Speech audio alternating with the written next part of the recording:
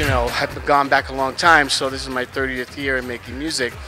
So I produce records for the Fat Boys that sold millions of copies, and I also produced Gloria Estefan and Cher and Luther Vandross and Barry Manilow, and for some reason you could walk in a room and know that Tony Moran's in the house.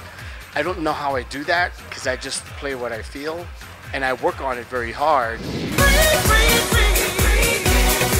Today I just found out that my newest collaboration with Martha Wash called Free People, it went #1. It's #1 in the United States right now, and just happened yesterday.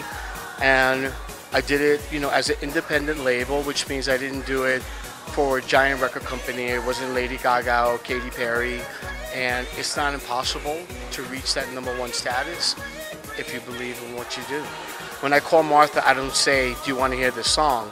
Because just like with Deborah Cox, when I produce her, I'm like, "Deborah, I wrote a song for you. You have to come in and sing it." It's not like, "Can I hear it?" Like, maybe that puts me in the iconic status too. And so my last hit with Martha Wash was a song called "Keep Your Body Working" that went #1 in 2007. You know, and I've had several #1s with Deborah Cox. And when she and I work on a record, people know that it's going to be like stimulating at the very least. What the benefit is being able to know that, like, I did a song like last year or the year before called "Heartbeat" for Deborah Cooper, and like that song was a big hit internationally.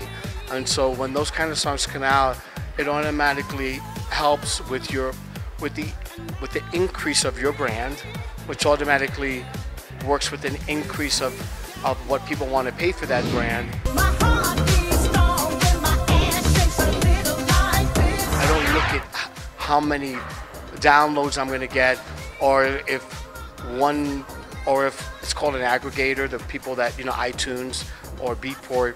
I don't see how many pennies or $1 that they're going to give me, or Spotify give me a penny, you know, for those same songs. I look at how does the whole thing make it worth it for me to make another one. I think maybe being iconic puts you in a position to embrace the love that's been given to you by be given that status versus being intimidated by it. So I love collaborating with new people, whether they're 17 years old. If you got something, you got something. If you can make a beat, why can't you make a song? It was like, well, because you don't know how. So what? Neither did I. You know what I mean? I just forced myself to try to figure it out.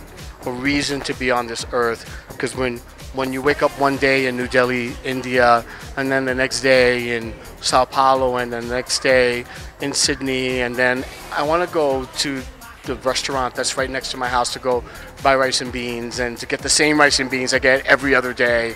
I just like to have what it's called grounding. It's like have a level of enough things that are regular in the course of my week and have that balance, because it does help me.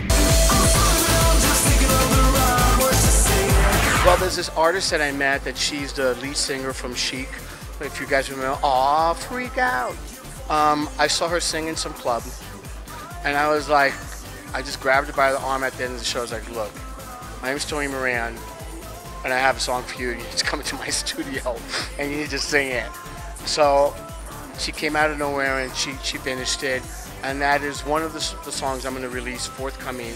It's an artist named Kimberly Davis, and I have like 4 or 5 other songs which are different kinds of collaborations, because a lot of these songs I write, I don't want them all to be like love songs or tragic love songs. I also like making beats, you know. It's harder to promote beats in a different way.